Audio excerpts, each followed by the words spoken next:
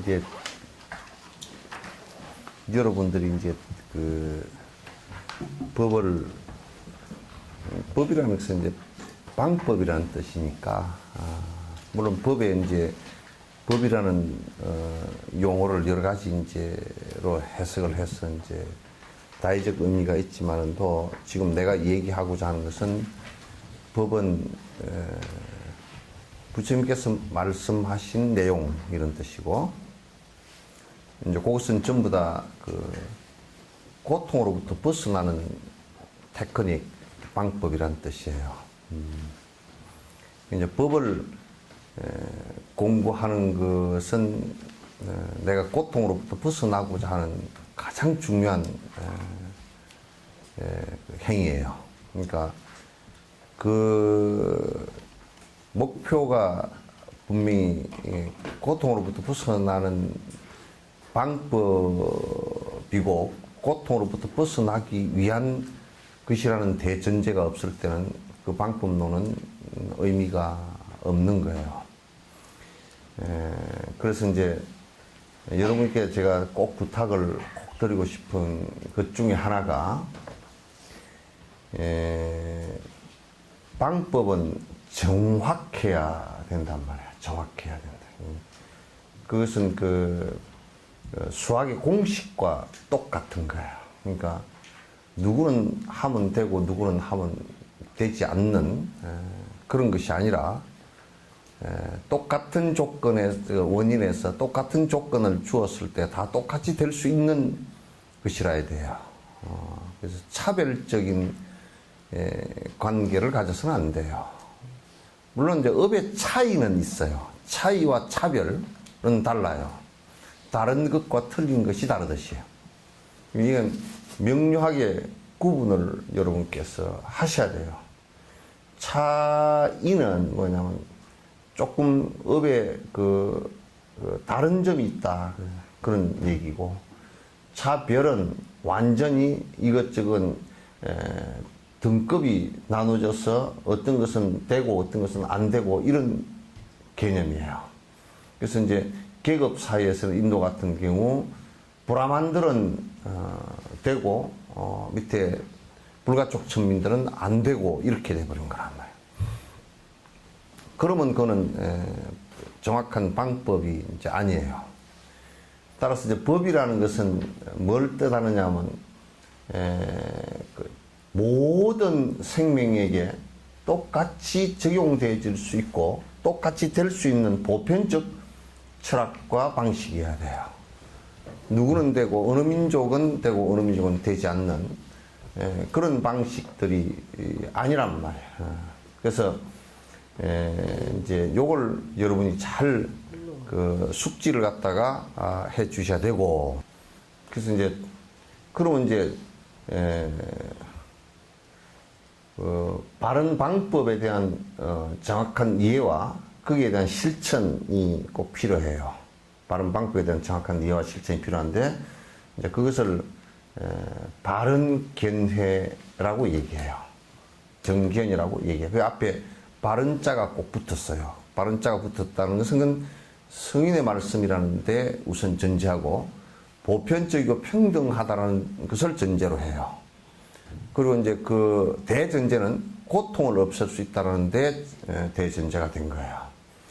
그 다음에 이제 하나는 중요한 것이, 그러면 바른 것은 뭘 의미하느냐라고 했을 때, 우리가 기초적으로 받아들일 때는 바른 것은 뭘 의미하느냐, 그렇게 얘기할 때 바르지 않은 것을 갖다 하지 않는 것을 바른 것이라고 해요.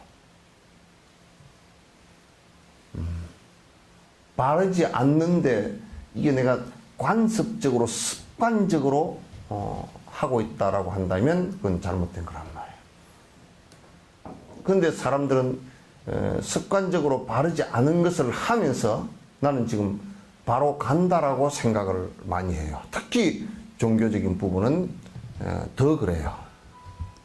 그건 아주 심각한 거예요. 그래서 이건 바르지 않은 실행법이다, 바르지 않는 곳이다, 바르지 않는, 그게 설사 절이 됐다 손 치더라도, 또 성복을 입고 있다 손 치더라도 바르지 않는 사람 또는 장수와 인연을 계속 맺게 될 경우에는 전부 다 거기에 서로 같이 손해를 보게 돼 있어요. 그래서 바르지 않는 것은 안 하는 것이 바른 거예요. 이게 이제 가장 중요한 것인데 한국 사람들이 이걸 대체로 구분을 잘 못하고 뭐 좋은 게 좋은 거고 서로 불편하지 않기 위해서 이해관계와 연결돼도 그냥 그대로 하고 있고 그렇게 지속적으로 되는 것은 굉장히 위험한 게 본인에게 아무런 도움도 안 되고 상대에게도 도움이 안 돼요. 그래서 바르지 않다라는 것은 그러면 우리가 전제할 때 무엇인가? 기본적으로 제일 기본적으로 선이 아닌데 하고 있는 것. 그것이 불교라는 허울을 쓰고 있건 또는 종교라는 허울을 쓰고 있건 아무 상관없이 이건 바르지 않는 것의 가장 단적인 예가 그냥 자기 욕심 부리려고 하는 것들이에요. 이것은 아주 위험하고 서로가 고통스럽고 서로가 고통으로 자꾸 몰고 갈 수 있는 원인이 돼요. 그래서 우리는 바르지 않는 일을 안 하는 것부터 하는 것을 그걸 계율이라 그러고 바르지 않은 것을 갖다 구분해서 내가 수독하는 것을 갖다가 그 정견이 생겼다라고 얘기하는 거예요. 바른 견해가 생겼다 그렇게 얘기하는 것이란 말이에요. 그래서 이제 신행 활동에 있어서 항상 믿음이라는 것은 정확한 팩트를 정확한 사실을 갖고 있어야 돼요. 정확한 사실이 없을 때는 그건 굉장히 허망하고 또는 인과가 전혀 좋은 결과로 올 수가 없는 것이에요. 그래서 난 이제 여러분이 그 한국의 실정에서 바르고 바르지 않는 것을 갖다 구분한다는 것이 굉장히 또 어렵다라는 것은 알아요. 왜냐하면 그 방법을 가르쳐 준 적이 없기 때문에. 다 비슷비슷하게 그 불상 모시고 다 비슷한 승복을 입고 다 비슷한 천수경을 치고 앉았고 하니까 그러면 다 그게 형식상으로 볼 때는 다 비슷하니까 바른 거 아니냐라고 하는데 거기에 우리가 똑같은 상황을 하도록 예를 들면 어떤 사람이 나무를 베서 장작을 만든다라고 할 때 장작을 만드는 행위 자체를 가지고는 바른지 안 바른지를 몰라요. 그러나 그 목적성을 놓고 보면 분명히 달라요. 근데 장작을 패서 내가 한 짐 팔아다가 그걸 갖다가 시중에 팔아다가 돈을 벌어서 술을 한 잔 먹어야 되겠다 그러면 나쁜 거예요. 이 장작을 내가 해다가 어르신 노인네 아주 추운 방에 내가 방이라도 하루 종일 따뜻하게 해줘야 되겠다 그건 바른 거예요. 장작을 패는 행위를 가지고는 몰라요. 목탁을 두드리는 행위를 가지고서는 그게 바른 것인지 옳은 것인지를 갖다가 그런 것인지를 구분을 못해요. 그러나 그게 목탁을 두드리는 목적을 놓고 본다 그러면 분명히 달라요. 동기를 놓고 본다 그래도 분명히 달라요. 그래서 그걸 우리는 명료하게 구분할 수 있어야 내가 공양을 한 것의 결과도 내가 스승을 향한 결과가 나올 것이고 그렇게 될 거예요. 그렇지 않고서는 거듭거듭 자꾸 내가 선행을 한다라고 하면서 또 한꺼풀 쏟고 있고 또 한꺼풀 쏟고 있고 거듭 반복하게 될 거예요.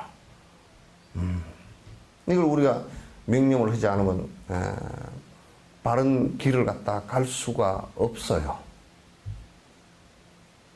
그래서 정확하게 그거는 바르지 않다라고 했을 때는 특히 수행을 하는 사람들은 이를테면 여러분들은 세속에 살면서 저 사람이 술을 먹고 참으로 허랑방랑하다. 근데 뭐 학교 다닐 때부터 동창이니까 그냥 만나고 어쩌고 저쩌고 뭐 그렇게 하고 밥도 한 끼 같이 먹고 그런다. 그래서 그 사람에게 무슨 이익이 있고 본인에게는 무슨 이익이 있겠어요. 그래서 우리가 이제 그 친구나 주변 인연을 갖다 사귈 때, 특히 종교적 인연을 갖다 가질 때는 매우 신중해야 돼요.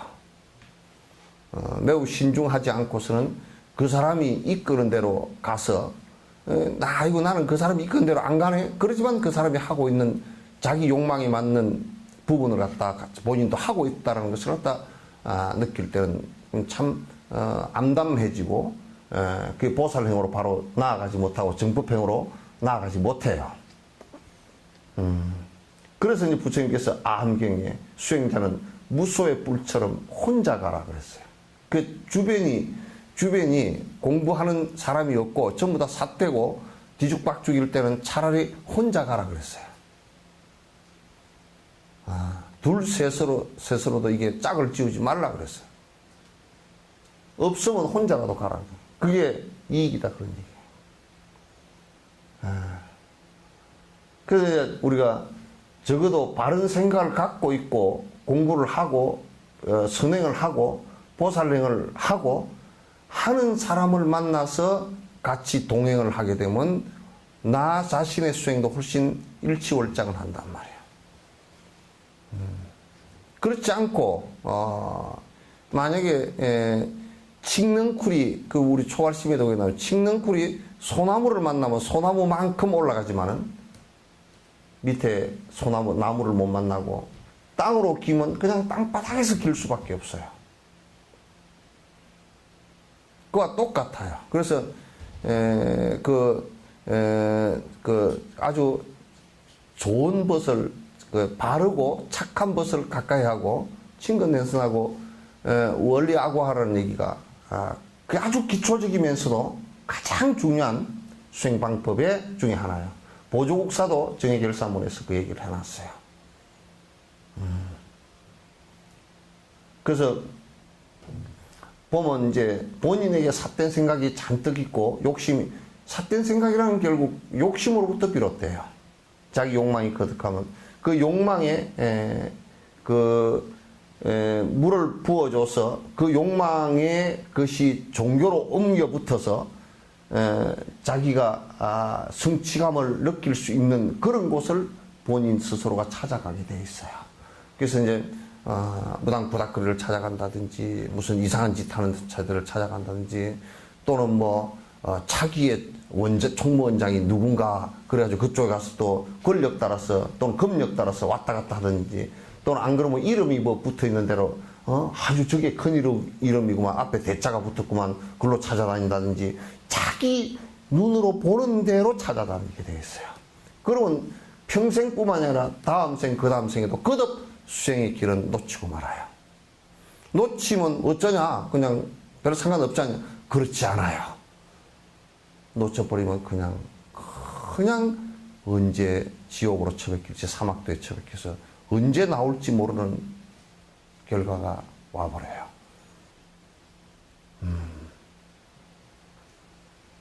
그래서 여러분이 이제 나는 그걸 거기 필히 공부하는데 내가 해보니까 사마타 수행을 하는데도 절대 스승이 있어서 바로 딱 지도해 주는 사람이 한 사람 있으면 그 스승의 말씀을 믿고서 직선으로 나아가겠지만은 여러분들도 지금 아마 사마타 연불수행이라도 이게 깊이 하게 되면 두세 가지 생각 꼭 이만큼 하면 갈래가 나와버려요. 이걸 할까 저걸 할까 갈래가 나와버려요. 가닥이 나와버려요. 나가지고 되게 힘들면 요걸 요쯤 하다가 이거 잘 안 되네 요쪽으로 또 옮겨가고 간생보살 하다 아미타불로 가고 아미타불로 하다가 뭐 이런 걸 갖다가 하라 그러냐 화두를 들면 되지 뭐 또 어느 누구한테 들으니까 그렇다 해가 그래서 그런 거 할 때는 자기 스승 말 외에는 듣질 않아야 돼요. 그래서 더더욱이 다른 데 찾아가서 기가 얇아서 분별을 할 수도 없는 사람이 그냥 계속 아무데나 줄줄이 다니면서 이 소리 저 소리 주워 들어가지고 실제로 정진을 하고 나면 할 때는 다 헷갈리기 쉬워요. 전부 다 헷갈려요. 이것도 주소했다 저것도 주소했다가 주저리 하지만은 실제로 나아간 것은 별로 없어요. 그래서 이건 대단히 우리 한국 불교에서 심각한 문제가 되어 있어요. 심각한 문제가 되어 있어서 이게 정진하는데 엄청난 장애가 일어나고 그 아주 그 한 걸음도 자꾸 개처럼 말이에요. 옆걸음만 자꾸 걷지 앞으로를 못 나간다니까. 앞으로를 못 나가요. 그래서 이제 여러분들께서 내가 이제 이런 얘기를 갖다 두 번, 세 번 자꾸 여러 번 지금 반복을 했어요. 그러나 내가 볼 때는 그렇지 않은 분들이 상당히 많기 때문에 자꾸 반복을 내가 하는 거예요. 또 그런 얘기를 해도 무슨 얘기인지 잘 못 알아듣고서 내가 이렇게 두루두루 얘기를 하면 알아듣고서 끊을 것을 딱딱 끊어버리고 이렇게 하질 못하고 자꾸 거기에 또 뭐 옛날에 그랬으니까 어쩌느냐고 이제 이렇게 왔다 갔다 하는 것이 계속 이제 왔다 갔다 하고 그렇게 하기 때문에 내가 이제 말씀을 드리는 거예요.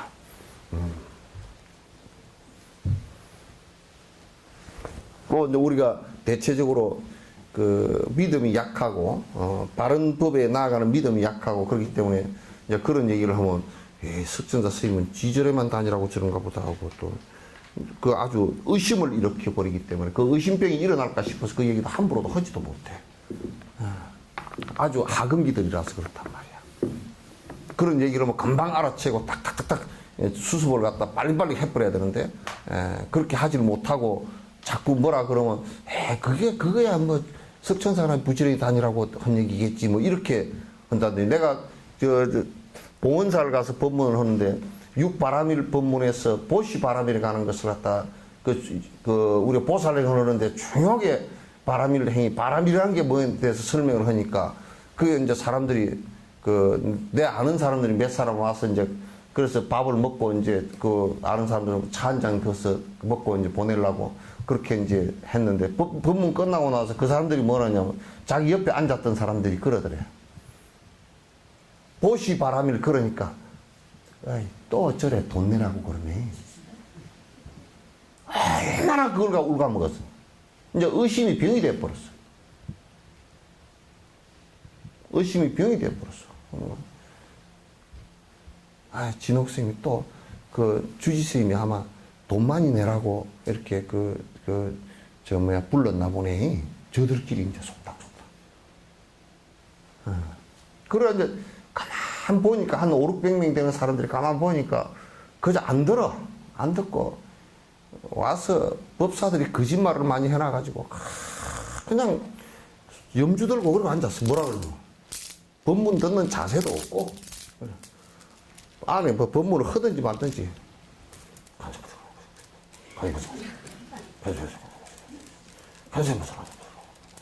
이것만 하고 안 들어.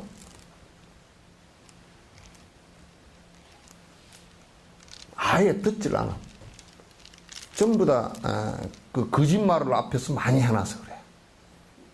그 의심을 그렇게 일으킨 그것도 역시 하근기들에게 돈 뜯어내는 것만 연속으로 해놨기 때문에.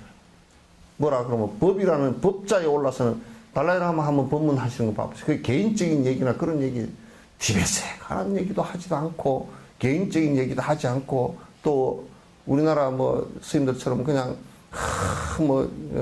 백두산에서 100년 뭐 지리산에서 지루하게 한라산에서 한도 없이 수행했다고 그런 소리 안 해.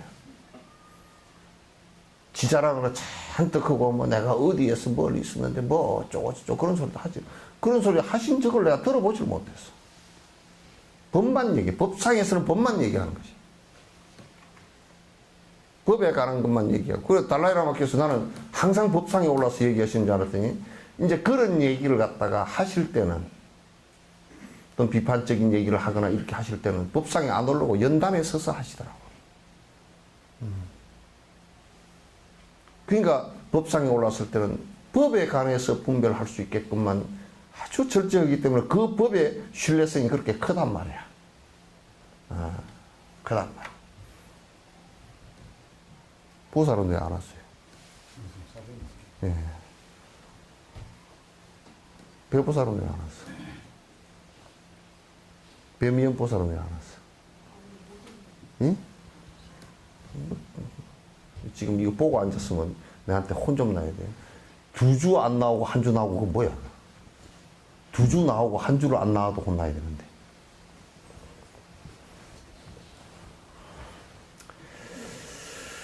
(61페이지죠)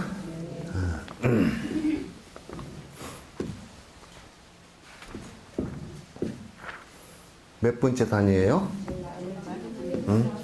가르침의 본래 의미나 중요한 목적과 관련하여 그 내용이 사실이거나 유효하다면 다른 목적과 관련하여서도 그 유효한 면을 추론으로 이해할 수 있습니다. 가르침을 수행하는 중요한 목적은 명확한 선성의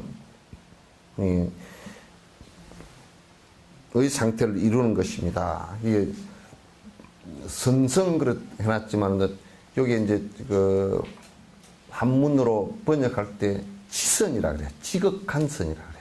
여기 이제 선과 악의 분별회적인 선이 아니고 지선이다. 지극한 선에. 일체 종지를 이루었다라는 것은 뭐냐면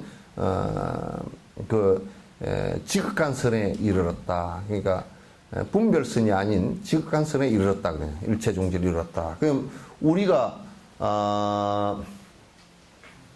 공부를 하는 목적은 다른 데 있는 것이 아니고 그도 말하지만 목적이 분명해야 돼요. 그것은 뭐냐면 번뇌를 완벽하게 벗어나기 위한 목적 외에는 없어요.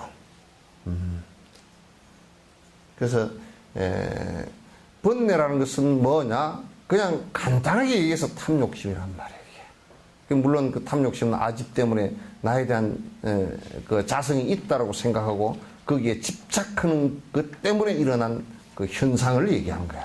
그게 결국 우리에게 고통을 주기 때문에 그걸 없애려고 하는 것이에요. 목적이 거기에 있어요. 그거 외에는 불교가 다른 목적은 없어요. 그러니까 낮은 차원의 불교를 수행하더라도 불교를 수행하지 않는 것보다는 훨씬 더 행복해질 수 있다는 것을 전제로 하는 거예요.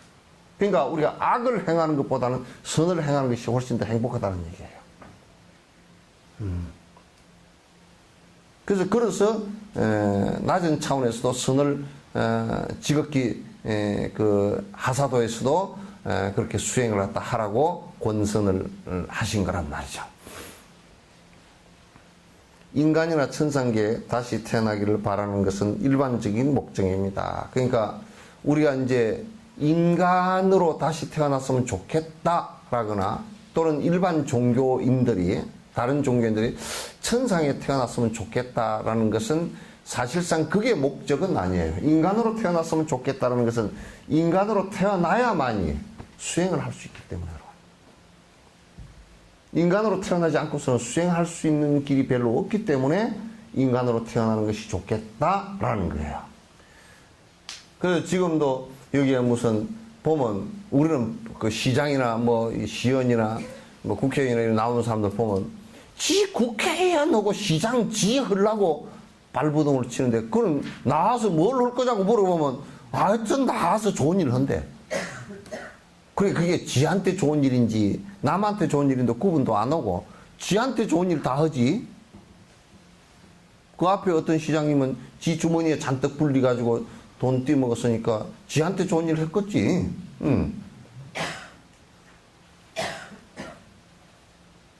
그러니까 우리가 인간으로 태어나는 것도 목적이 아니고 그거는 무엇을 하기 위한 수단이란 말이야. 경과조치란 말이야.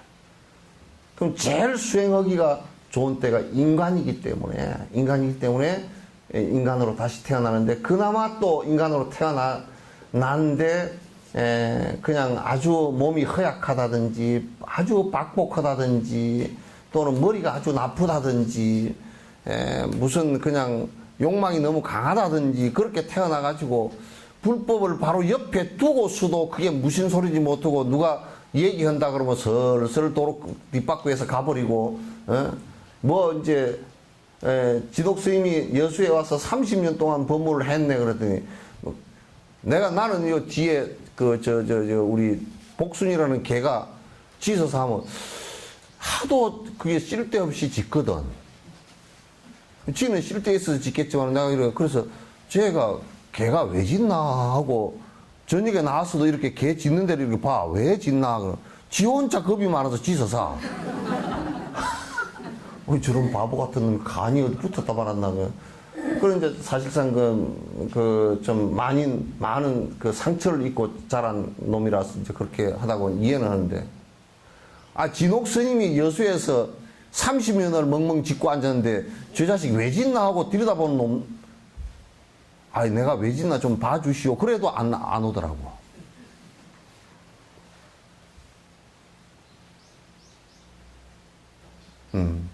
그래서 참 진짜 그럼 내가 이제 어떻게 짖어야 올까?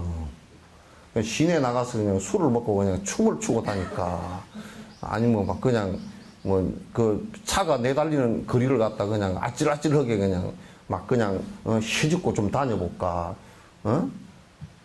안 그러면 그냥 내가 그냥 엄청나게 사주관상도 잘 보고 그냥 다 알아맞춰 가지고 그냥 탁탁탁탁 다 그냥 누가 오면 당신 2026년 4월 17일 저녁 6시에 죽겠어. 그렇게까지 좀 해줄까?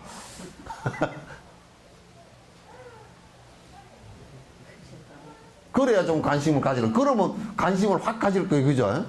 내가 여수 시내 이렇게 옛날 산산을 보니까 그게 막 이제 좀 무당절 지어 놓고 막 그런 사람들 가운데 이렇게 보면 그때 막 그 사람이 신발이 좋아가지고 막 탁 깔아맞추고 그러니까 사람들이 막 대로 말로 대에서 들고 대에서 날았대. 그게 무슨 소리인지 알죠?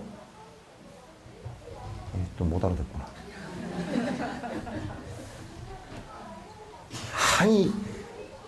말 있잖아요. 곡식 담는 말을 갖다 한 말 쌀을 해가지고 이쪽으로 옮기듯이 자동차로 한 자동차가 옮겼다 그 말이야.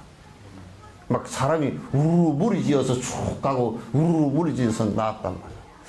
그래서 진옥스님이 여수에서 좀 그렇게 해가지고 좀 할까 그러는. 그렇게 해놓으면 뒤에 이제 완전 불법은 개떡이 돼버리는 거지. 도화지다가 그냥 검정칠, 빨강칠 다 해버려 놓고서 그 다음에 흰칠 하려고 그러면 색깔이 안 나와. 그럴까 싶어서 그냥 어쩌든지 그냥 듣든지 말든지 그냥 하자 그렇게 하고 이제 하긴 하는데. 그래서 저는 비행기를 탔는데 뭐냐면 기마개를 주더라고. 기마개고 눈마개를 주더라고. 비행기 타니까 말랑말랑한 기마개를 주더라고. 그걸 막아보니까 상당히 안 들려. 에? 그 눈도 탁 이래 보니까 그냥 한 개도 안 보여. 그래서 이 사람들이 기마개, 눈마개 다 했나. 뭔 마개를 했기에 저렇게 30년 동안을 안 벗을까. 귓구멍에다 그냥 말뚝을 박았어.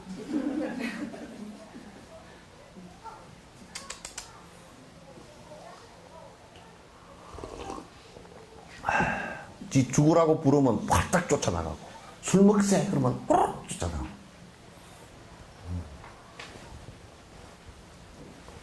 그래 나중에 늙으면 그렇게 술 먹자는 친구들 하나도 없어져요. 뭔 얘기하다가 또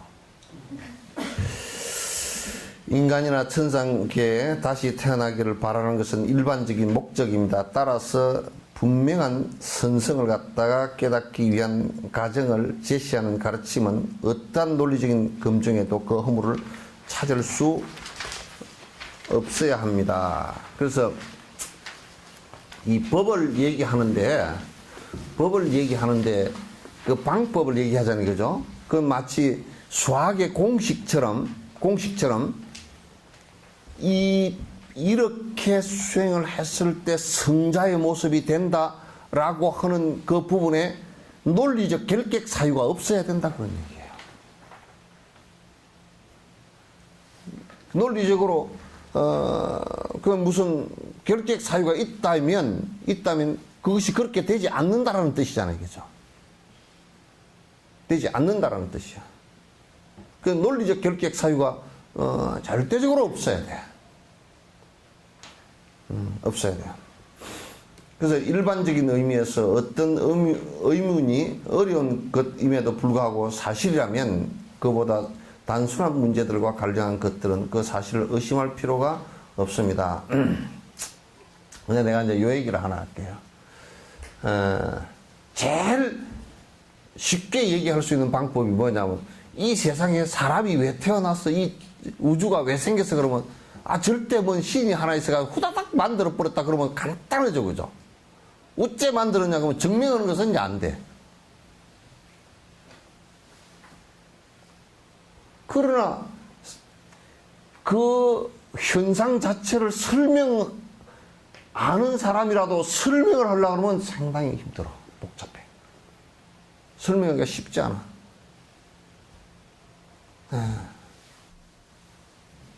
빅뱅 이론을 거의 이제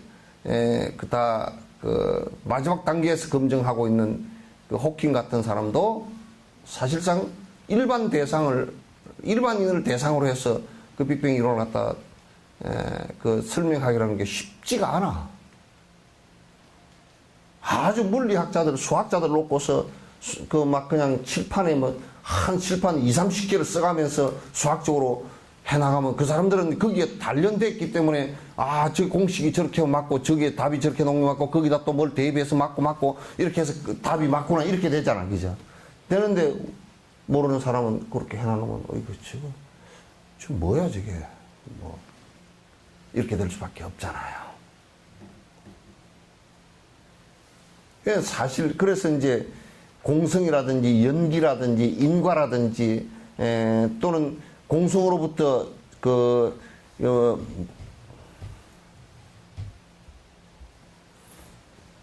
공성으로부터 무명업식에 의해서 이제 한 생명이 탄생되어지는 과정을 설명하는 것은 그렇게 쉬운 문제가 아니란 말이에요. 그럼 여러분도 애가 왜 태어나서 그러면 삼신할미가 점지했다 그러면 엄청 쉬워, 그죠? 근데 그 문제는 삼신할미가 점지했다라는 것을 증명하기는 그거는 수억 년이 가도 증명 못해. 할 수가 없어. 그럼 우리가 이렇게 하면 보죠. 삼신할미가 점지한 분이라고 했다고 한다면 그러면 결혼을 하지 않고서도 남자가 없이도 애가 태어나야 된다는 것이 옳잖아 이거죠. 가능하냐? 불가능하다. 불가능하죠? 아닌가? 삼신할미가 점지를 한다 그러면 그렇게 능력이 있다 그러면 남자가 아기를 낳아도 맞단 말이야.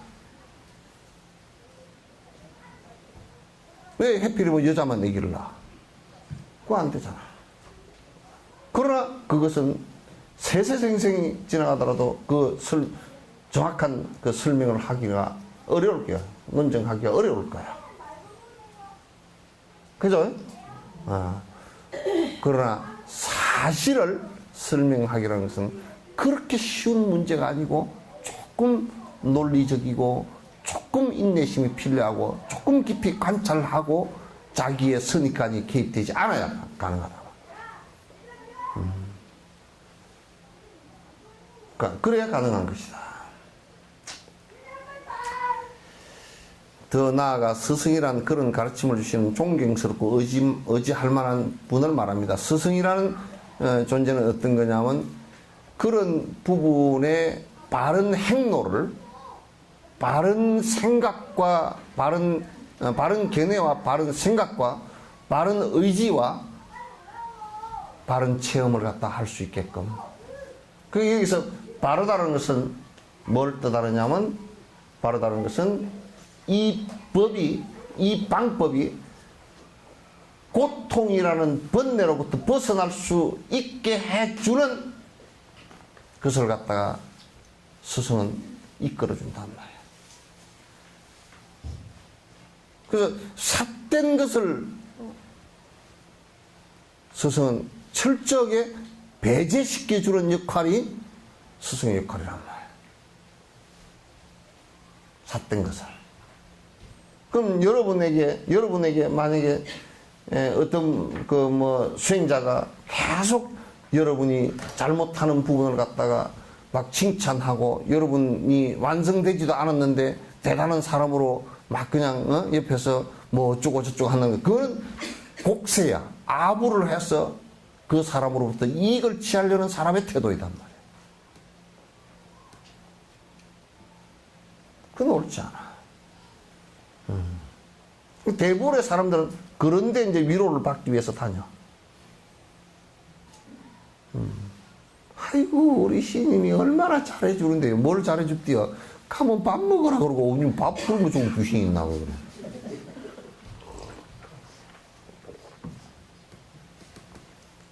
그게 지 창을 빼먹는 짓인지 모르고.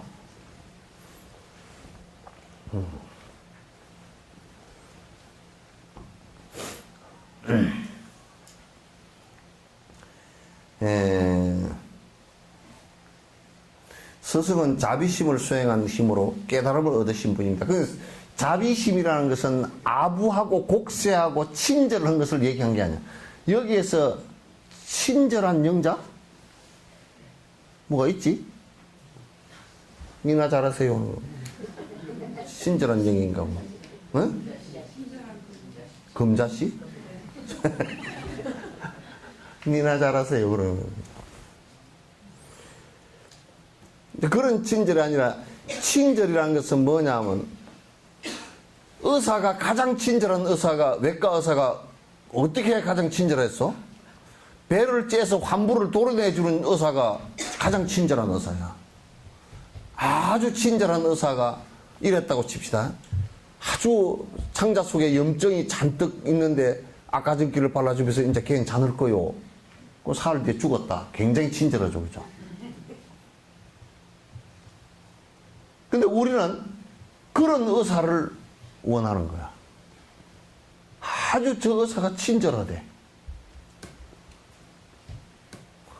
친절한 의사는 없어. 솔직히 얘기해서 배를 찢는데 뭔 친절해?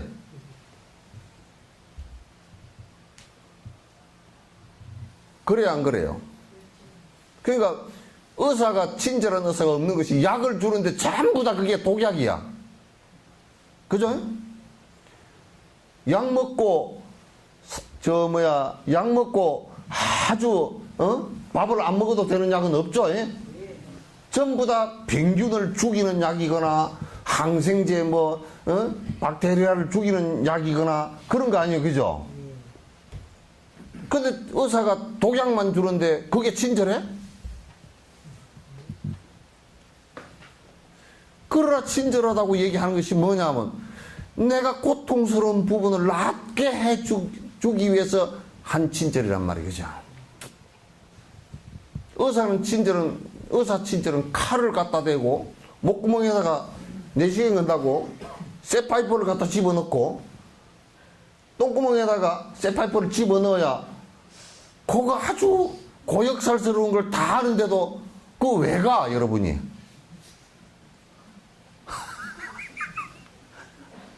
왜 가, 그 길을? 예? 그 살려고 갔지, 그죠? 그러니까 살려주는 아픈 곳을 없애주는 것이거든. 그 스승은 그런 친절함을 얘기하는 거야. 스승은. 아이고, 우리 시인님은 참 친절하고 참 인정이 많아요. 그래가지고, 뭐 그래 인정이 많았을 때가, 뭐라 그러죠? 아이고, 내가 그냥 집에 있는데 전화를 해가지고, 보살님 아침 잡수셨어. 아이고, 아직 못 먹었습니다. 그 콩나물이랑 해가지고 그걸 끼리 잡수시오. 아주 친절한 금자시지. 스승은 그런 존재가 아니라. 여기에서 친절하다라는 것은 뭐냐면 번뇌를 벗어날 수 있는 방법을 세밀하고 친절하고 실행할 수 있게끔 인내심을 갖고 가르쳐 주는 것을 친절하다 그래.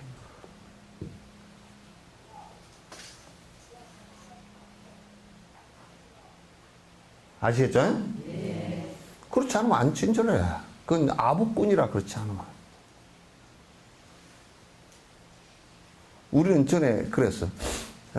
화엄사 있을 때요. 저 스님은 왜 그리 친절할까?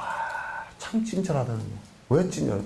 고리수불 나올 때 하여튼 고리수불을 차에다 싣고서 막 집집을 방문하면서 고리수불 한 통 드시오. 그러고 뭐 저 지리산성 고리수물이라요 갖다 주고, 그 고리수물로 할 때 고리수물 배달을 갖다가 엄마 뭐 요즘 같으면 그 뭐지 그 배달 하는 사람 뭐라 그러지?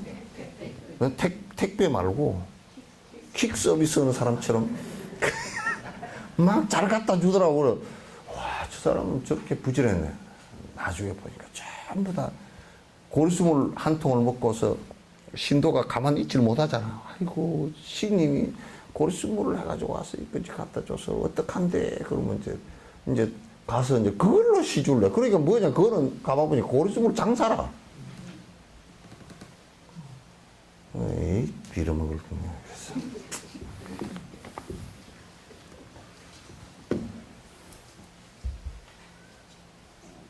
그래서 스승은 큰 자비심을 갖고 있다는 것은 그런 의미가 아니고 실제로 이 사람들이 고통으로부터 한 가지 고통으로부터라도 벗어날 수 있게끔 여러 가지 수단과 방법으로 이끌어주는 것을 얘기한 거야.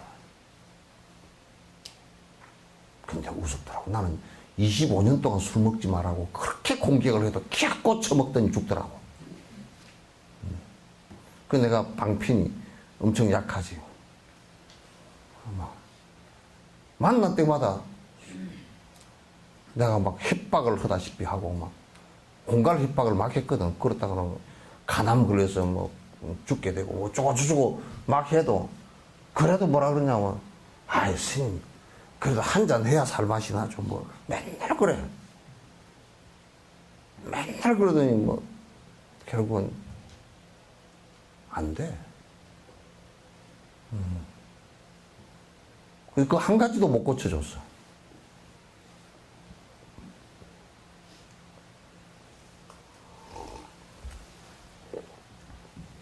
아, 저번에 가다가 보살님, 해안공원 가다가 저산이 만났어. 서산님께서.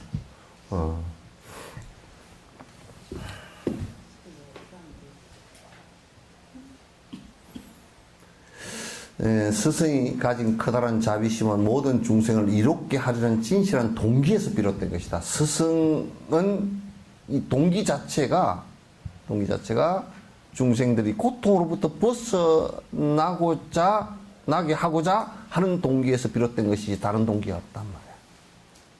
설사 고리수물을 들고 다니더라도 정말 그것이, 글쎄 내가 뭐 고리수물을 들고 다니면 중생이 왜 고통에서 벗어날 수 있지? 이해가 안 돼. 지금도 안 돼. 고리수물을 먹고서 뭐 고통에서 벗어날 수 있는 게 있는가? 한번 생각해 봐. 뭐가 있는가?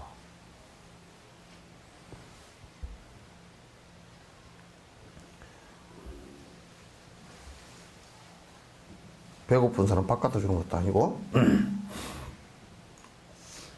그렇게 큰 자비심의 힘으로 스승은 제자가 장애를 제거하여 보다 안전한 완전한 상태에 이를 수 있도록 도움을 주며 깨달음에 이를 수 있는 과정에 대한 가르침을 줍니다. 그러니까 스승으로서는 제자가 여러 가지 정신적 결격 또는 복의 결함, 자량공덕의 결함으로 인해서 장애가 오는 부분을 갖다가 스승은 미리 예측하고 그 장애가 오는 부분을 갖다 벗어날 수 있도록, 그리고 지금 당장 안 되더라도 그 뒤에 그게 벗어나지도록 지금 그 벗어날 수 있는 씨앗들을 갖다가 길러주는 것이란 말이야.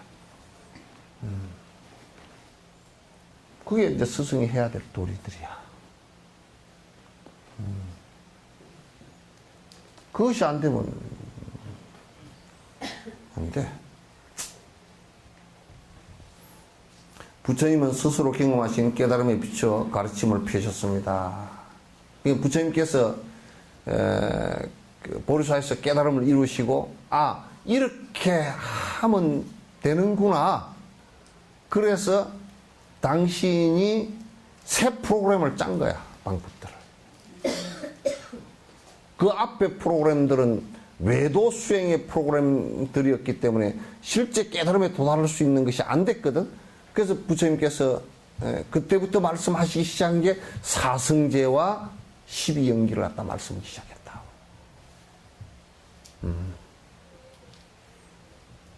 그래서 분명한 그 타켓을 분명히 정한 거야.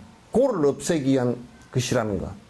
사람들이 모두 다 괴로워하는 것은 듀카, 이 고 때문에 그렇다는 것을 갖다 너무나 정확하게 판단하시고 그 고를 없애는 방법이라는 것이 어떤 것인가를 갖다 정확하게 당신이 체험하고 그 방법을 갖다가 공식을 만들었단 말이에요.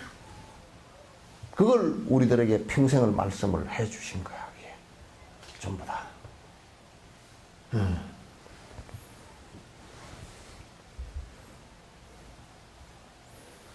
부처님은 스스로 경험하신 깨달음을 비춰 가르침을 폈습니다. 부처님은 궁극적인 실체를 직접 깨달으시고 그 진리를 드러내시는데 아주 능숙하셨습니다. 예, 이 능숙한 정도가 내가 리처드 기어하고 얘기를 하면서 리처드 기어 당신 달라이라마를 어떻게 보느냐 그랬더니 아주 노련한 스승 그러더라고. 노련한 선생님이라고. 자기도 달라이라마 말씀을 듣고 그 분위기에 젖어서 막 어떻게 가다 보니까 나중에 돌아보니까 상당히 깊이 들어와 있더라 그런 얘기야. 그래서 아주 노련한 선생이다. 그렇게 얘기해. 부처님도 아주 노련한 분이죠. 아주 뭐 노련한 정도가 아니지. 노련한 정도가 아니지. 그 오랜 생을 닦아서 이룬 공덕의 보신이 있기 때문에 사람들이 감흥을 많이 받지. 감흥을 많이 받지. 빨리 그게 마음의 문이 열리고 그렇게 되지.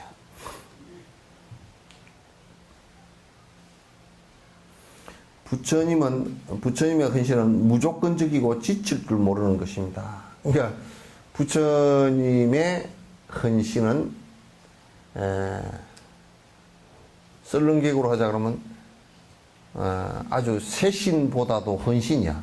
하도 맨발로 다니셔가지고. 근데 부처님의 헌신은 무슨 다른 어떤 그 이익의 목적이 있어서 한 것은 없어요. 하나도 없어요. 오로지 부처님의 헌신은 중생들이 고통으로부터 벗어났으면 좋겠다라는 일념 하나밖에 없었단 말이에요.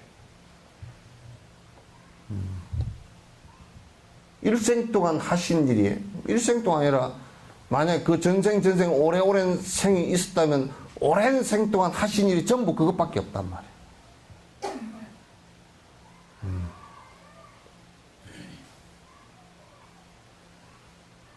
전부 그것밖에 없대요. 그래서 나도 그렇게 해야 되는데 하고 생각해보면 어쩐 때는 또 내로 또 돌아와 있다고. 또 내로 돌아와 있기도 하고. 그래서, 헌신도 안 되고, 세신도 안 되고, 그래. 그래서, 일체 중생을 위한 그 헌신, 그걸 대잡이라 그런단 말이에요. 그리고 지칠 줄 몰라.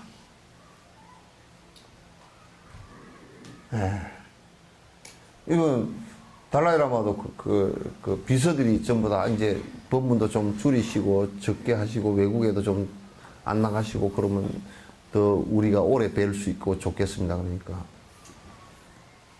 그 말에 대해서는 충분히 내가 고맙고 그렇지만 그러나 한 중생이라도 그 내 얘기를 듣고자 하는 사람이 있다면 내가 어떻게 그 길을 안 가겠는가? 그건 너희들이 판단해야 되는 문제가 아니야.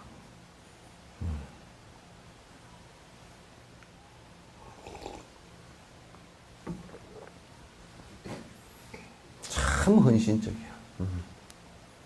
그리고 그 법회를 하는 중간에 사람을 만나는 것도 어떻게든지 당신 그 한 사람이라도 그 사람이에게 그 좋은 말씀 한마디라도 해줘서 그 사람이 발심할 수 있도록 만들어 주시려고 아주 시간을 쪼개서 만나신다고.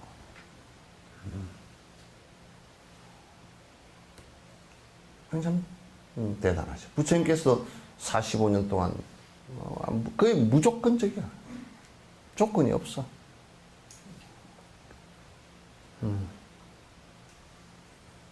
조건이 없어. 부처님은 아무도 관심을 가지지 않았던 일을 영겁의 세월 동안 중생들의 이익을 위하여 준비해 왔습니다. 그래서 삼아승직업 동안을 갖다가 준비를 하신 거야. 완성에 이르도록. 사람들이 관심 별로 안 가졌어, 그 부분에서. 어떻게 하면 권력을 많이 차지해가지고 많은 나라들을 차지해서 많은 민족들을 죽이고 지배하고 뺏고 해가지고 내가 영웅이 돼서 내가 행복하게 살 것인가 이런 걸 궁리했거나 그 징기스칸 같은 사람이나 그런 사람들이 그랬지. 또 어떻게 하면 내가 돈을 많이 벌어가 떵떵거리고 살까 뭐 이런 얘기들. 또 안 그러면 내가 어떻게 하면 저 좋은 천국에 태어나서 내가 그냥 영원히 복락을 누릴까 하고 그런 생각들. 또 뭐 중국의 도교 같은 경우는 어떻게 하면 이 세상에서 산채로 등선, 신선이 돼서 그 우리 어릴 때 그렇게 들었다니까. 지리산의 원효 스님이 지금도 산대. 그때 어릴 때 이게 뭔 소리야. 분명히 책에는 뭐 72살에 죽었다는데 그 어떻게 누가 본 사람이 있답디요. 그러니까 어떤 나무꾼이 막 산을 헤매다 길을 잃어가지고 막 어디 들어갔는데 아이고 큰 동굴이 하나 나타나고 거기에 무릉도원이 탁 앞에 뭐 복숭아도 달리고 복숭아는 복숭아밭에 달렸지 뭐 그거 왜 달렸어. 그런데 그게 탁 바위에서 바둑을 두고 앉았는 두 노인이며 수염이 이렇게 긴 노인이 둘이 앉아서 바둑을 두고 있는데 그래서 원효라고 얘기했다고. 그래서 나오니까 뭐 500년이 지나갔대나 뭐 어쨌든 지게를 바깥에 두고 갔는데 지게가 흔적도 없이 사라져 버렸대나. 어쨌든 그 소리를 갖다가 내가 화엄사에서 그냥 여러 사람한테 들었어. 그래서 그때 헷갈려가지고 이게 진짜 원효가 그때 등선을 해서 그 등선도 아닌데 그럼 고은 최치호는 지금도 해인사 어디 골짜기에서 사는가? 홍지동 계곡에서 사는가? 뭐 그런 생각도 하고 이제 어릴 때는 그랬어. 그래서 뭐 관심이 이 몸을 갖다 뭐 호흡을 어떻게 하고 해가지고 오래오래 살고 신선이 되어서 뭐 어디 뭐 올라가고 뭐 어디로 올라가. 나는 3,500 올라가니까 죽겠더만. 8,000m를 올라갈 거야. 어디로 올라갔다 하면 고드름이 돼버릴 거야. 그런 험한 소리들을 갖다 그런 것을 갖다 추구하고 살면서 뭐 그냥 인생이 어쩌고 저쩌고 뭐 등선을 했니 신선이 됐니. 그래서 나는 이 사내반점에 가가지고 신선 그림을 보고 이제 밥 먹으려고 짜장면 먹으려고 보면 그 신선 그림이 이렇게 7선 7신선 뭐 유명한 신선이라 그럽디다. 근데 보니까 전부 다 고혈압 환자 같다. 배가 이만큼 나가지고 그냥 얼굴이 보니까 눈이 푹 튀어나 이래 가지고 부채 들고 앉았더니 보면 또 고혈압 환자 같은 저게 무슨 신선이야.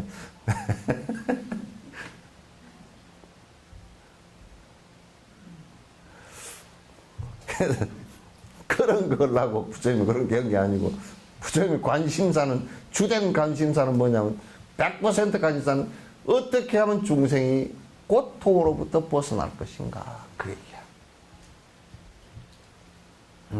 그리고 그걸 성취를 했단 말이야. 그걸 대각이라 그래. 깨달음이라고 한다.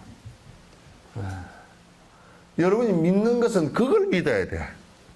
그 길이 있다는 것을 확실히 믿으면 내가 그렇게 안 갈 수가 없어. 안 믿어서 못 가고 안 가고 뭐 그렇다더라 그렇지만 나는 이게 더 좋아 그러면 우리가 서울 가자 그러는데 이거 왔는데 서울 가자 전에 엄마가 그러면 사탕이 여기 더 맛있으면 나 여기 사탕 먹으려고 있을래. 그런 것처럼 우리는 사탕 먹느라고 지금도 집구석에 붙어가지고 찐디기가 돼 있잖아.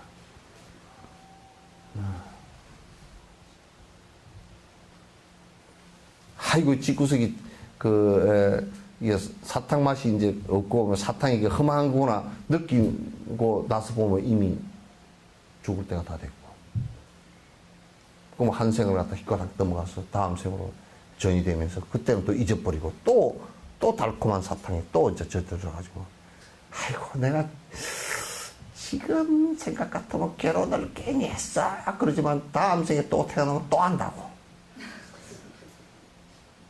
그러니까 지금 생각이에요. 여러분 지금 보면 지금 이 생각을 20대 왜 못했던가 그 얘기 아니요, 그죠? 예? 보리아보사는 어쩌요? 어쩌? 지금 이 생각을 20대 했다 그러면 우리 신 원장님 안 만났지?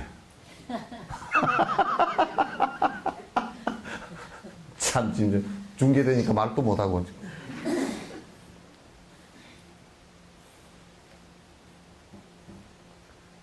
이게 그렇게 계속 쏟고 뱅글뱅글 도는 거야. 문제는 20대 그 생각이 안 난다는 거야.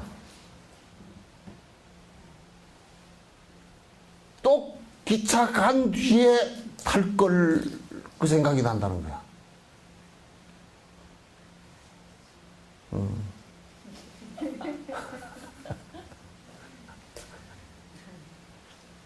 특수음악은 어때? 응?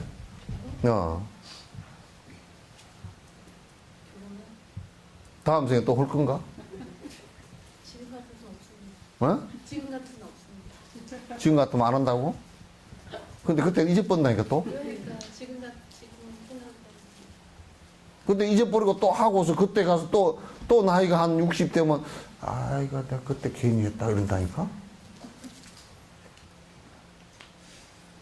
니만 먹나 나도 하나 줘.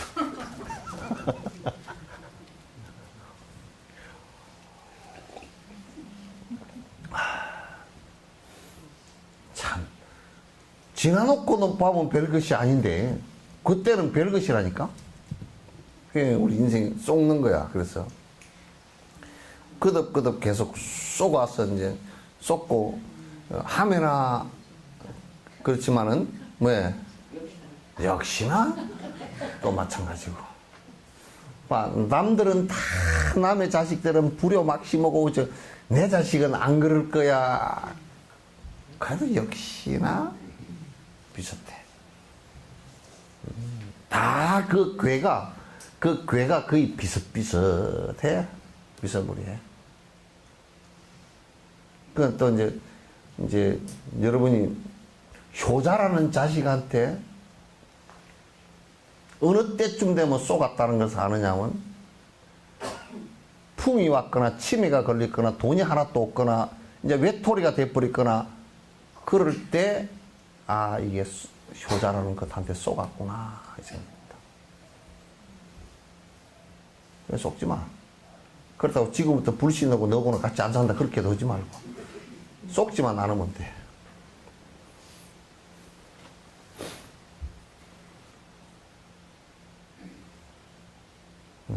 그때 이제 자식이 뭐 좀 그렇거들랑 그래 내가 미리 진작 생각했다 그럴 줄 알았다 속으로서 그렇게 생각하면 좀 덜 수원너지 그죠? 나중에 그때 가가지고 네가 그럴 줄 몰랐느니 내가 너를 어떻게 키웠느니 내가 너를 갖다 10개월 동안 뱃속에 품었고 어릴 때 젖먹 있고 뭐 진자리 마른 자리에 가라 고 네가 돈이 얼마나 들어갔는데 에? 공부하는데 어떻게 하고 옷을 어떻게 사이고 애들이 뭐라 그런 줄 알아요? 그게 당연한 일 아니요? 그래도 자식이 부모를 모시는 일은 당연한 일이 아니야. 그러니까 별로 속지 마시오. 왜 힘이 그렇게 대답이 힘이 하나도 없어. 별로 속지 마시오. 그냥 그렇다. 그리고 이제 그냥 인연이 조금 다른 사람보다 좀 깊었던 사람이고 다행히도 악하지 않은 것만 해도 참 다행이다. 그렇게 생각하고 사시오.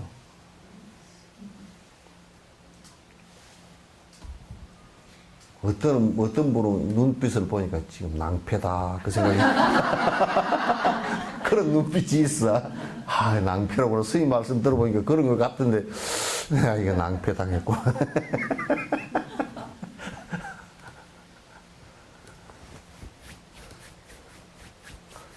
그러니까 우리말에 참 맞아. 품의 자식이지. 품 안의 자식이지. 품 바깥을 넘어갈 때는 벌써 싫어! 그러고 뒤로 돌았을 때는 청개구리 시절만 지나가면 그냥 헛거야. 싫어! 그러고. 앞니빨 빠져가 낼름낼름 할 때 그때 알아봤어야 돼.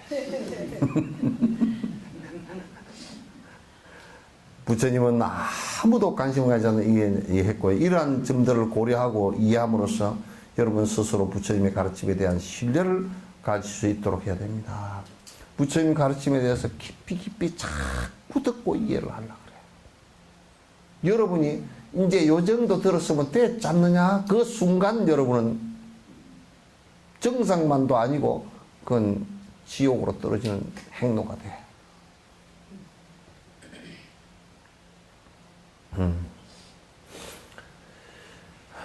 따라서 어떤 주제나 수행을 입증할 때는 특정한 경전의 가르침을 인용하는 것이 현명한 일입니다. 그러니까 지금 우리가 얘기하는 것이 우선 논사들의 말씀도 인용해야 되겠지만 그것보다 더 중요한 것은 부처님 말씀에 부합하느냐 하지 않느냐 이게 꼭 필요해. 부처님 말씀에 부합한 일이라고 누가 착각을 해서 안 돼. 그건 정확한 분석이 필요하다고.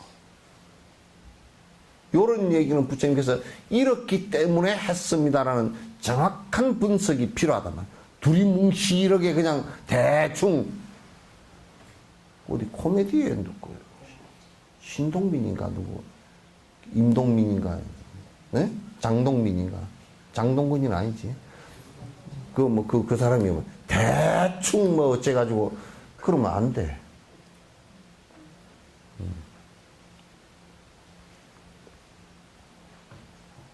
그래서 꼭 근거가 분명히 있어야 된다. 이런 과정을 통해 수많은 오류와 의심을 제거할 수 있고 이런 과정을 통해서 우리가 의심이 가는 부분이 있거나 또는 잘못된 부분들을 갖다 우리가 수정하고 바꿀 수 있는 계기가 된단 말이야. 새로운 통찰의 힘을 얻기 위한 목적을 이룰 수 있습니다. 자비의 근본은 평등심에 있다. 그러니까 자비가요, 무엇이 자비냐 그랬을 때는 일체 중생의 고통을 건지기 위해서 내가 큰 마음을 내는 것을 갖다 자비심이라고 그러는데 그 자비심이 이게 자비심이냐 아니냐라는 것을 구분하는 것은 평등심이 전제가 됐나 되지 않았나 요게 구분의 척도예요. 그러니까 이제 우리가 내 아이가 아프면 아이고 내가 병원을 얻고 쫓아가지만은 나무 아이가 아픈 때는 무관심하다라고 했을 때는 그거는 자비심이 아니고 애정일 뿐이에요. 애정일 뿐이에요. 우리가 이제 이를테면 처음에 문수복장에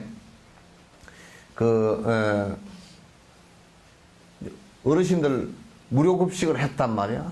그러니까 뭐라 그러냐면 무료급식을 하는데 어르신들이 여러 번 빠져 자꾸 안 나와. 그래서 나는 혹시 굶고 못 나오시는가 싶어서 알아보라 그러니까 그 다니시는 분들이 교회 다니시는 분들이 목사님한테 가서 여쭤보니까 거기는 밥 먹으면 안 된다 그랬대.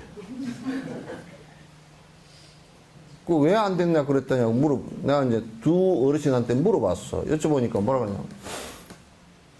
거기는 악마들의 밥이니까 그 밥을 얻어먹으면 지옥을 간다 그래 버렸단 말이야. 그러니까 이제 할머니들께서 이제 죽을 때는 다 됐고 지옥을 가면 큰일 났거든. 그냥 안 와. 안 와. 그래서 내가 가만히 생각해 봤어. 내가 지옥 갈 밥을 했나.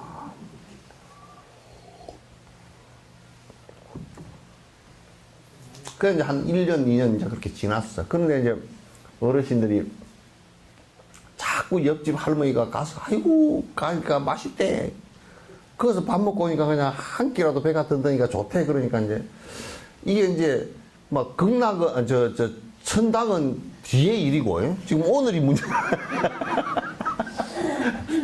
천당은 뒤의 일이야. 그죠?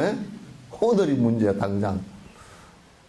그래가지고 이제 밥 드시러 나오는데 한 할머니께서 나한테 묻는 거야. 이 밥을 부처님 앞에 올렸던 겁니까? 아니요.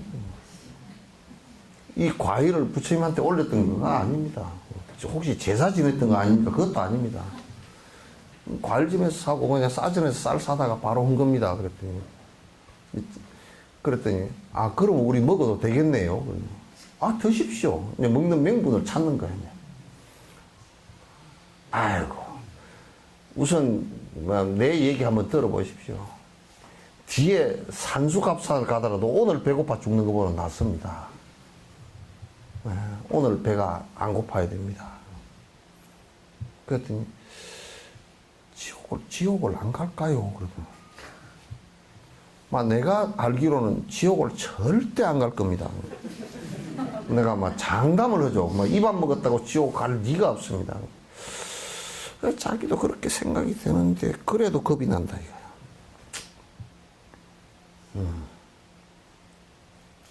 그래도 겁이 나. 그런데 이제 우리가 이제 생각할 때 만약에 급식을 하면서 차별심을 가지고 하면 그건 급식이 아니에요. 그죠? 신라 시대 때 무차 부패가 있어. 무차가 뭐냐면 없을 무자, 이 맥힐 차자란 말이야. 뭐냐면 계급이나 이게 없다 그런 얘기야. 똑같이 평등, 그 무차란 말을 다른 말로 하면 평등이라는 뜻이야. 평등법회 이런 뜻이야.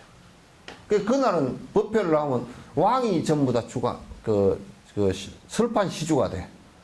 그 왕이 공양을 다 하는데 백성들이 누구나 와서 왕도 그날은 뭐냐면 바닥에서 스님들과 똑같고 거지들과 똑같이 밥 먹는 거. 이거 참 좋은 제도인 것 같아, 그죠?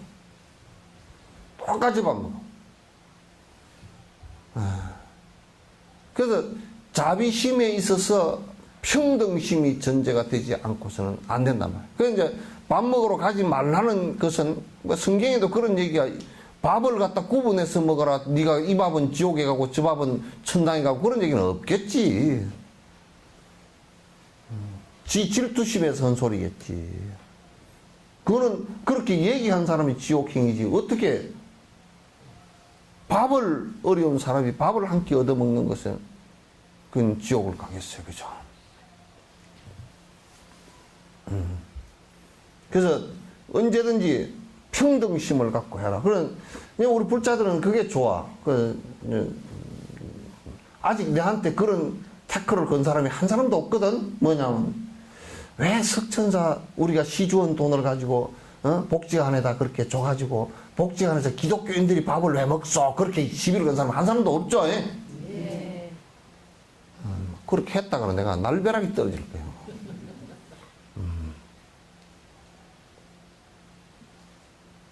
그럼 다른 데서는 그렇게 한대. 왜 우리가 주는 돈을 가지고 다른 이교도들이 밥을 먹느냐고. 우리가 그 돈을 왜 줘야 되나? 너무 협량하고 협소한 소리잖아요. 그죠? 또 우리가 생각할 때는 신을 믿지 않는다고 지옥 간다고 했을 때 그거 얼마나 협소한 얘기냐.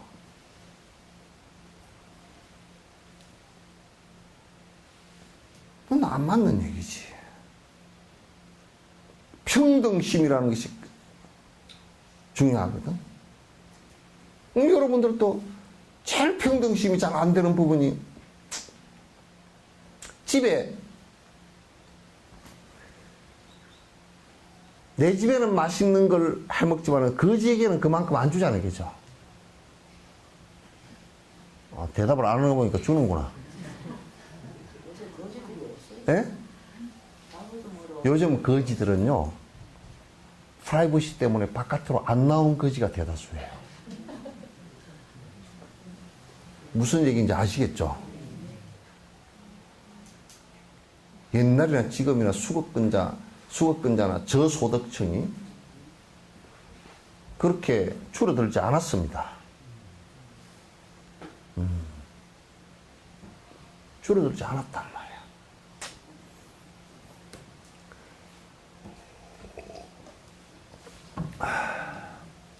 그래서 자비심은, 나는 그래서 기독교도 사랑의 마음이다 그랬더니 거기에는 절대적 평등심이 거기에 전제되지 않고는 그 사랑이 아니야. 그건 협량한 애착심이지. 사랑은 절대적으로 평등심이에요. 자비심은 그래 평등을 전제로 꼭 해야 된다라는 것을 갖다가 부처님께서 설파하시고 조사스님들께서도 거듭 밝히신 바예요. 그래서 자비심은 일체지의 상태를 깨닫기 위한 가장 기본적인 원인들 중에 하나다. 자비심이 없는 수행이라는 게 가능하냐? 이건 불가능하다. 자비심이 없는 수행이라는 게 전혀 불가능하다. 그 마치 저 불을 켜는데 따뜻함이 없는 밝음이라는 것이 존재할 수 없는 것과 같다. 그런 얘기예요.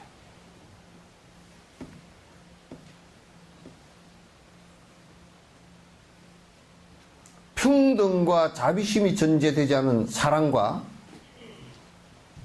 박애라는 것이 있을 수 있는가? 완전히 불가능하다. 그러니까 깨닫기 위한 중요한 조건 가운데 하나가 보리심, 자비심. 그 자비심의 핵심이, 확보되어야 될 핵심이 평등심이다. 자비심은 수행의 시작 단계이나 중간 단계, 그리고 수행을 다 마치고 나서도 중요한 일이다. 이 자비심은 보리심을 이루는데 일체 중생이 고통을, 육도윤회를 하면서 고통을 거듭없이 거듭 받는다라는 전제를 놓고 그 고통을 건지겠다라는 것이기 때문에 보리심의 원인이 되기도 하고, 그렇기 때문에 깨달음의 가장 중요한 조건 중에 하나예요. 그리고 이제 수행을 시작할 때도, 보리심을 발심할 때도 마찬가지고, 또 우리가 육바라밀을 실천하는 것도 마찬가지고, 자비희사의 사무량심을 행하는 것도 마찬가지고, 사습법을 행하는 것도 마찬가지고. 그래서 또 부처님께서 깨달음을 이루시고 난 연후에도 45년 동안 잠시도 쉬지 않고 계속 설법을 하셨던, 중생을 위해서 행을 하셨던 것과 같이 처음과 중간과 끝에도 모두 다 자비심이 전제가 된다.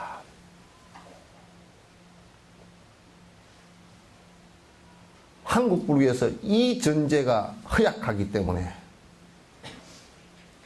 아주 불법 자체가 여러 사람에게 감동을 주지 못하는 거예요, 지금.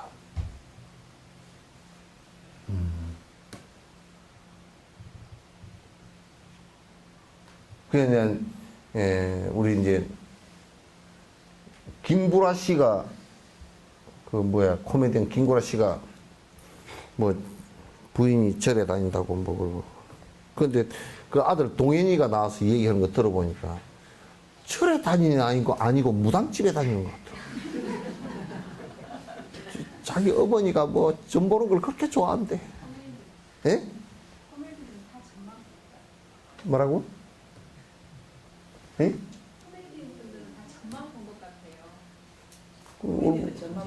그 얼굴에 점도 없더만 점만. 그래서 아주 그냥 그 얘기를 하는데 그리고 뭐 그 부인이 아주 술을 잘 마신대요. 그러니까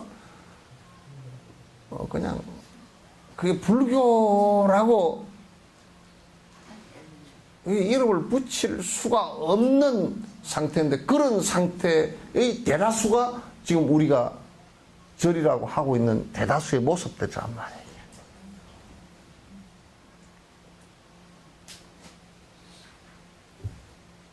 그렇게 하면 안 된다. 그래서 이제 질문은 자비심을 어떻게 수행하는가 하는 것입니다. 자비심을 어떻게 수행할 것인가 라는 문제다. 이제 자비를 수행하는 단계에 처음 들어가 어떻게 시작하는가에 대해 설명하겠습니다. 우선 먼저 평등심을 길러서 모든 유정을 향한 집착과 분노를 버릴 수 있는 마음의 심성을 갖다 개발해야 합니다. 이게 이제 평등심 확보라. 그러니까 우리는 여러분이 이 돈을 벌어 가지고 돈을 갖다 자식에게 대학까지 보내고 취업 장가까지 보내면서 자식에게 쓴 돈이, 한 자식에게 쓴 돈이 얼마 정도 될까요? 어떤 계산에 의하면 뭐 맞는지 모르겠지만 한 5억 정도 된답니다. 그래요. 우리가 이제 이렇게 하나 놓고, 그러면 자식이 3명이면 15억을 썼습니다. 그죠? 예?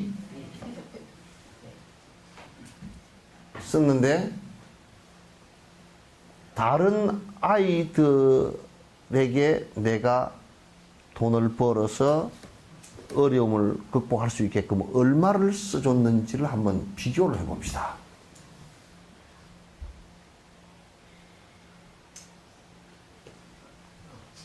네? 평등하죠. 예. 예. 엄청 평등하죠. 예.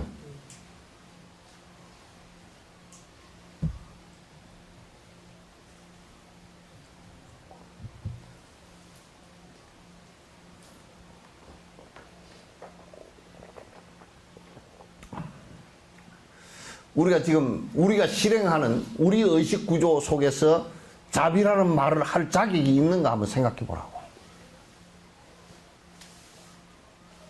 평등심이 확보 안 된 자비라는 얘기를 갖다 할 자격이 있는지 한번 봐.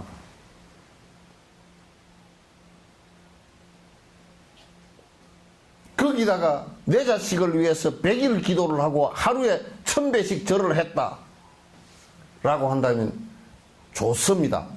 그 1000배씩 절을 한 것을 갖다 다른 아이의 행복을 위해서 1000배씩 절을 하고 100일 기도를 하신 분이 계신지, 그 100일 기도 하는 가운데 하루만이라도 그런 기도를 갖다가 100분의 1이라도 한 적이 있는지 한번 봐보라. 원이차공덕 보거보일체 아등여중생 당생극락국 동견무량수 개공성불도 하고 외우기는 한다고. 나와 모든 중생이 저 가떼가떼 빠라가떼 빠라삼가떼 보디사바 저 깨달음의 언덕으로 모두 다 같이 갔으면 좋겠습니다. 이렇게 했는가? 그러니까 우리는 결국 그냥 내 살기 위해서 한 거고, 내 유전인자를 물려받은 사람들을 위해서 그냥 열심히 그걸 사랑이라는 이름 하에 하고 있던 애착심이. 그런데 우리 지금 여기에 나와 있는 인원만이라도 대성의 마음을 해서 자비심의 평등심을 갖다가 갖춘 자비심을 갖고 여수에서 행을 한다 그러면 그 어느 누구도 불법에 대해서 의심을 가지는 사람이 없을 거예요. 우리가 하는 행 하나하나가 절에 다닌다고 하면서 다른 사람들이, 절에 안 다니는 사람이나 다른 이교도들이 볼 때 절에 다니는 사람들이 저렇게 이기적인 사람들이다라고 했을 때는 그네들에게 우리는 엄청난 죄를 범하는 거예요. 왜냐하면 그네들에게 의심을 일어나게 전부 다 만들어버린 거라. 불법이 뭐가, 부처님, 아이고, 별 볼 일 없네.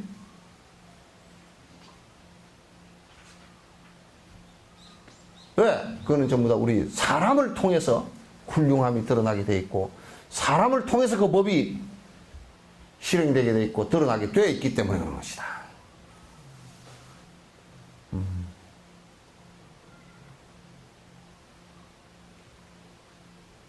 이런 얘기를 하면, 뭐, 얘기로서는, 아이고, 그렇겠다라고 얘기할지만, 실행을 조금이라도 하려고 노력을 하십시오. 그러면,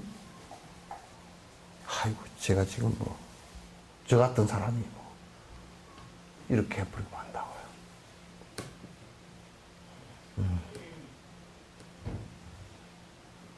그래서,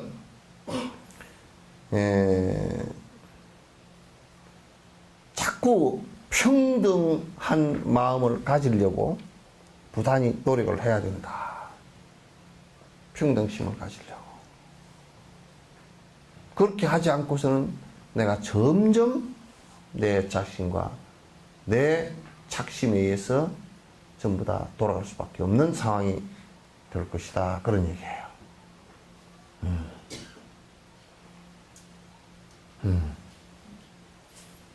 오늘 끝내도록 하겠습니다. 오늘 며칠이죠? 응? 응? 양력 오늘 초팔이네? 그, 12일 날은, 그, 광양의 용장사 대웅경 낙선식 하는데, 여러분이 가실 분들은, 아마 9시 한 40분 정도 그냥 시민회관 앞에서 출발할 거니까, 요쪽에다 사무실에다 갈 사람, 이게 메모를 해주세요. 알려주세요. 왜냐면, 인원이 안 맞아가지고 또, 차 빌려놓고, 쓸데없이 빌려놓고, 그렇게 이제 하지 말고요. 그건 약속을 갖다 그렇게 같이 해 주셔야 돼요. 수록제가 언제죠? 5월 4일 날, 5월 4, 5월 5, 5월 6일이 또 그건데, 초파일인데, 그렇게 이제 5월 4일 날 수록제 하는 것도 여러분께서 이제 접수도 해 주시고, 관심 가져 주시고요. 그래서, 5월 6일 날은, 전체 그 하루를 갖다 여기서, 석정사에서 지내는 것으로 그렇게 하십시오. 왜냐하면 오전에 이제 법요식을 하고 오후에 오전에 이제 내충 스님 오실 거예요. 오셔서 법문하시고 기도하시고 법문하시고 그 다음에 갑비품 이렇게 드릴 거고 그 다음에 이제 여기에 욕불하고 이렇게 갑비품 드리고 이렇게 남은 점심 이렇게 잡수시고 바로 먼저 잡수신 분들은 올라오셔가지고 여기에다가 사리 모실 거예요. 사리가 5월 한 2일이나 3일 정도 되면 한국에 도착할 거예요. 하면 여기에다 이제 그대로 모실 거니까 올라와서 바로 친견하시도록. 사리가 한 지골 사리인데 내가 보니까 지골 사리라 그러는데 지골 사리가 아니고 이 팔목인 것 같아요. 여기인 것 같아요. 사리가 요 뼈가 아닌 것 같아. 그런데 부처 어디냐면 델리 박물관에 사리 다 배치했다가 이제 발견된 사리라까 델리 박물관에 있거든. 그거는 여기 뭐냐면 엉치 있죠, 그죠? 요 사리예요. 근데 그거는 이제 이렇게 좀 쪼개져 있는 그런 모습이 그대로 있더라고요. 있고 이제 그리고 그 사리하고 그 다음에 그쪽에서 이제 분사리가 10과가 더 올 거예요. 와서 이제 모시고 저한테 이제 분사리 존자님께서 주신 그 분사리가 이 좁쌀 알만하게 되어 있던 것이 좀 커졌어요. 커졌는데 이제 그게 이렇게 작게 5개가 더 옆에 붙었어요. 또 그래서 이제 그 사리하고 전부 다 물론 지골사리라고 하는 사리하고 그다음 분사리가 한 16과 정도 이렇게 이제 그 모시도록 갈 거니까 여러분이 친견할 수 있는 기회를 주변 분들도 이제 오후에 뭐 한 그 저녁 9시, 10시 때까지는 전부 다 모실 거니까 오셔서 친견 다 다른 절에 갔다가도 와서 이렇게 친견하실 수 있도록 그렇게 주변 분들에게 많이 좀 이렇게 연락해서 보실 수 있도록 그렇게 해주시기 바랍니다. 자, 끝내도록 하겠습니다.